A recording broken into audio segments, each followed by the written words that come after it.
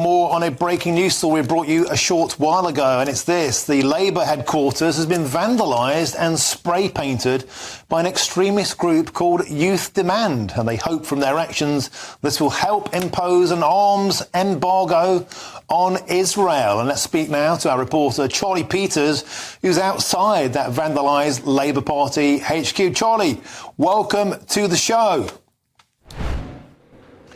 So there's a scene of devastation behind you there, Charlie. What's the latest? What do we know about this group? So 11 people have been arrested here at Labour HQ in central London. It's a group called Youth Demand. We revealed last week on Thursday that they were set to take action in central London this week. We also revealed that they are joining forces with Palestine Action. Youth Demand is a spin-off of Just Stop Oil. It's an environmentalist group that's focused typically on oil and gas issues, but it has joined with Palestine Action for some planned collaboration later this week on the Wednesday. But today is their first demonstration. A group of 70 protesters from the group set off from Victoria Embankment in central London, marching towards Parliament Square. We understand that several members of that protest were threatened with arrest under new powers given to the police last year in the Public Order Act. Were not arrested, although one member was searched. However, at the same time, concurrently, 11 people were arrested here for spraying Labour headquarters in central London with red paint. We also understand that 3 protesters made it inside the building.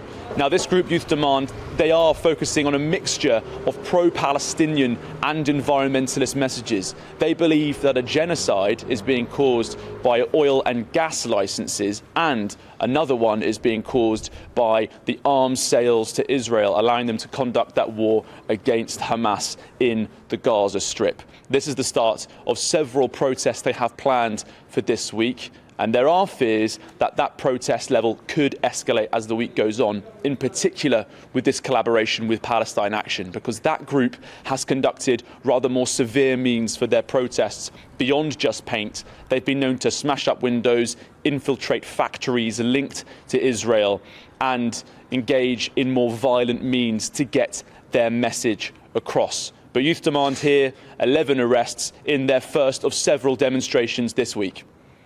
Well, Charlie Peters, indeed, it was you who broke the exclusive story that they were teaming up with Palestine Action, and they said they meant business, and they've proven it very quickly.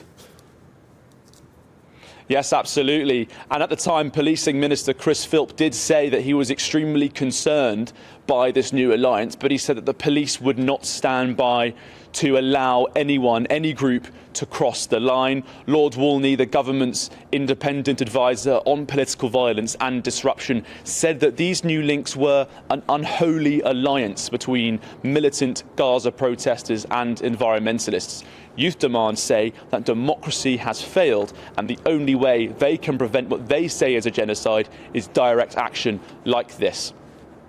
Okay, thank you, Charlie Peters, live there in South East London outside the Labour Party HQ. Charlie Peters, to remind you, broke the story last week that Youth Demand were teaming up with Palestine Action to step up hostilities, and they've proven that today. 11 arrests at Labour Party HQ. 70 protesters marched towards HQ. 3 made it inside, and with makeshift fire extinguishers full of red fluid, sprayed it across the inside and the outside of the Labour Party HQ. What happens to them now remains to be seen. They weren't obviously stopped from getting inside, or they took the Labour Party HQ totally by surprise.